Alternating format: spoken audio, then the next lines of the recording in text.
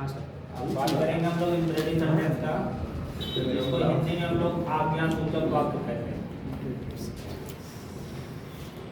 आज्ञासूचक वाक्य कहते हैं। जब इसकी डेफिनेशन की बात करेंगे तो हिंदी में डेफिनेशन होता है इसका, पहले इंग्लिश में बताते हैं। Imperative sentences are those, imperative sentences are those which give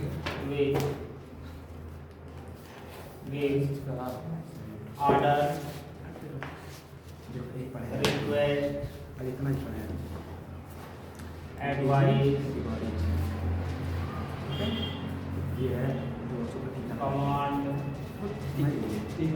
command, forward, etc. तो कह रहा है कि जब किसी वाक्य में ना आर्डर दिया जाए, रिक्वेस्ट दिया जाए, एडवाइस दिया जाए, कमांड किया जाए, फॉरवर्ड किया जाए, इस तरह से कोई सेंटेंस मिले आपको तो आप उसे समझ जाओ तुरंत, दैट इज इंप्रेटिव सेंटेंस। हिंदी में क्या होगा, हिंदी में देख लो, हिंदी में समझने का तरीका इसका, जब वाक्य में सब्जेक्ट यू मतलब तुम, छिपाओ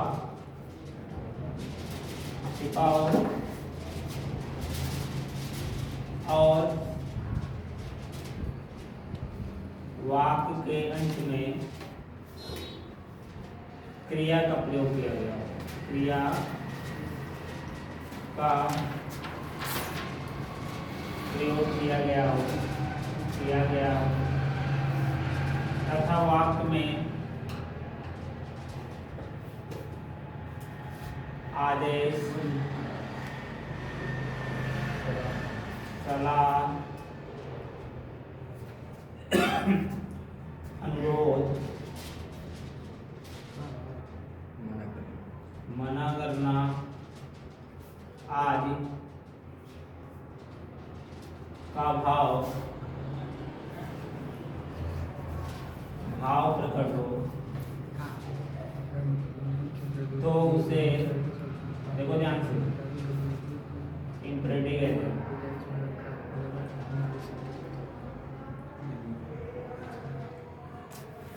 क्लियर हुआ इतना? दूसरा पॉइंट देख लो, कृपया और मत वाले वाक्य को भी इंप्रेटिव कहा जाता है। अब इनकी अंग्रेजी बनाना हो तो कैसे बनेगा, ये देख लो। इनकी अंग्रेजी बनाना हो तो सबसे पहले इनकी अंग्रेजी बनाते समय सबसे पहले वर्ब का लिखते हैं, सबसे पहले वर्ब का फर्स्ट फॉर्म लिखते हैं, ठीक है।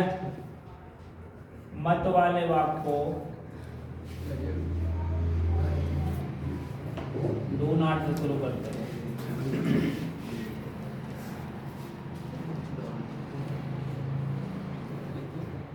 क्लियर हुआ? कृपया वाले वाक्य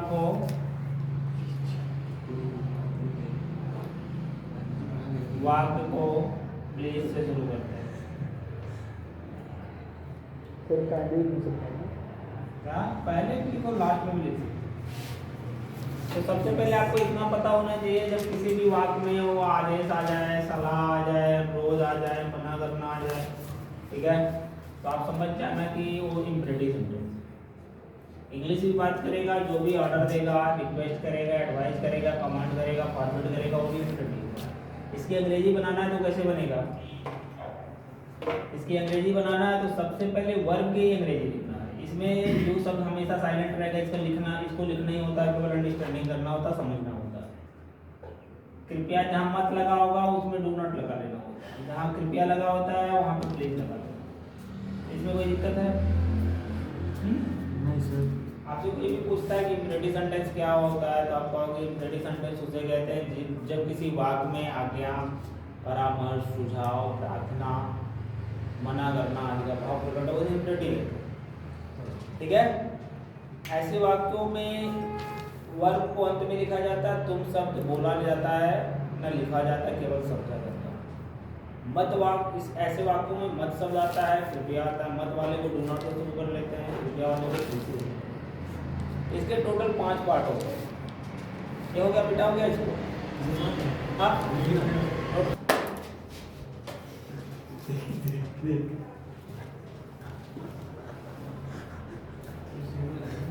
देखो ध्यान से। देखो एक सिंपल इम्परेटिव होगा जिसमें आपको ऑर्डर, रिक्वेस्ट, एडवाइस, फॉरवर्ड ये सब मिलेंगे। इसको बनाना कैसे है? सबसे पहले वर्ब का फर्स्ट फॉर्म लिखोगे, ऑब्जेक्ट लिखोगे, फिर कॉम्प्लीमेंट लिखोगे।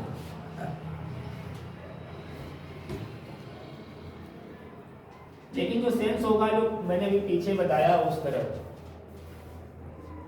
अगर उसमें मत आ गया तो सबसे पहले उसकी अंग्रेजी बनाने के लिए डोंट पहले लिखोगे, वर्ब का फर्स्ट फॉर्म लिखोगे, ऑब्जेक्ट लिखोगे, फिर कॉम्प्लीमेंट वगैरह जो भी है उसको लिखोगे। कृपया अगर लग गया है इम्परेटिव में तो या तो पहले या तो लास्ट में आपको प्लीज लिखना होगा, वर्ब का फर्स्ट फॉर्म लिखना होगा, ऑब्जेक्ट लिखना होगा, फिर कॉम्प्लीमेंट। अगर इम्परेटिव में एम्फेसाइज कर रहा है, जोर डाल रहा है, थोड़ा सा जोर डाल के बातें कर रहा है इम्परेटिव में, अब क्रिया के अंत में, वाक्य के अंत में 2 शब्द हो, उसके पहले क्रिया के अंत में नाम ही नहीं हो तो लेट से शुरू करते हैं। कैसे देख लो, भी सब करके दिखा रहा मैं। लेट, फिर लिखोगे डायरेक्ट ऑब्जेक्ट, फिर वर्ब का फर्स्ट फॉर्म लिखोगे, फिर डायरेक्ट ऑब्जेक्ट लिखोगे, फिर कॉम्प्लीमेंट अगर है तो उसके लिखेंगे, नहीं तो एक लेटस होता है। लेटस मतलब हो गया जब किसी वाक्य में प्रपोज या सजेस्टेड की भावना हो। प्रपोज का मतलब होता है मन की बातें किसी के सामने रखना, सजेस्टेड मतलब सलाह देना, अपनी बातें किसी को बता के सलाह देना। ऐसे भाव आपके सामने आए तो उसे लेटर से शुरू करते हैं। हिंदी में आओ चले करके ऐसे भाव शुरू होते हैं। तो सबसे पहले आप लेटर्स लिखोगे, वर्ब का फर्स्ट फॉर्म होगा, ऑब्जेक्ट होगा, फिर कॉम्प्लीमेंट। ये 5 तरीके से आपको सेंटेंसेस मिलेंगे। देखो कैसे मिलेंगे, देख लो यहाँ पे। सिंपल वाला क्या होगा, जैसे दरवाजा खोलो, हमने कहा दरवाजा खोलो। अगर सेंस की बात करें इसमें तो कौन सा सेंस दे रहा? ऑर्डर। ऑर्डर है ना, ऑर्डर आएगा तो 100% समझ जो इम्परेटिव का सिंपल वाला है। रिक्वेस्ट आ जाए, एडवाइस आ जाए, फॉरवर्ड आ जाए, तुरंत समझ जो इम्परेटिव है। और ये हिंदी से भी पहचानना चाह रहे हो तो हिंदी से पहचान, इसमें तुम सब साइलेंट रहेगा। कौन दरवाजा खोलो? कोई आसमान से थोड़ी आके खोलेगा। आप किसी को इंडिकेट करके कह रहे हो दरवाजा खोलो, मैंने तुम दरवाजा खोलो, या तुम सब साइलेंट है। सेंस की बात करोगे तो सेंस में ऑर्डर आ रहा।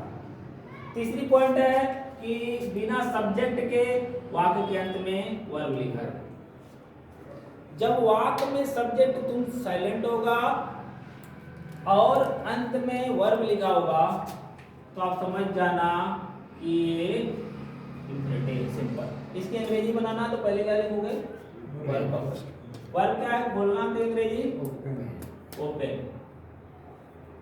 फिर ऑब्जेक्ट लिखेंगे, ऑब्जेक्ट कौन है? दरवाजा है, कॉम्प्लीमेंट है ही नहीं, ठीक है, तो ओपन द डोर। अगर यहीं पे मना कर रहा हो इम्परेटिव में मत लगा के, किताब मत खोलो, अरे किताब मत खोलो, मत शब्द आया ना तो तुरंत समझ जाना इम्परेटिव का ये नेगेटिव है, इसको डू नॉट से शुरू करना है। छोटा छोटा सेंटेंस बता रहा हूँ, अभी वाक्य में आपको काम में बढ़ा दूंगा। डोंट ओपन, सॉरी, कृपया लग जाए अगर, कह रहा है कृपया मेरी बात सुनिए, कृपया मेरी बात सुनिए, तो कृपया आ गया तो तुरंत क्या लगा दो आप?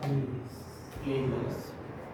फिर वर्ब दोनों का है, वर्ब कौन है? सुनिए, प्लीज लिसन। ऑब्जेक्ट है मी, टू मी हो जाएगा, please listen to me. Clear हो इतना?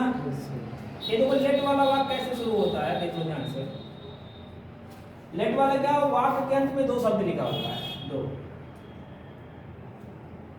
और इसके पहले एक वर्ब लिखा होगा, वर्ब के अंत में नानी ने लिखा होगा।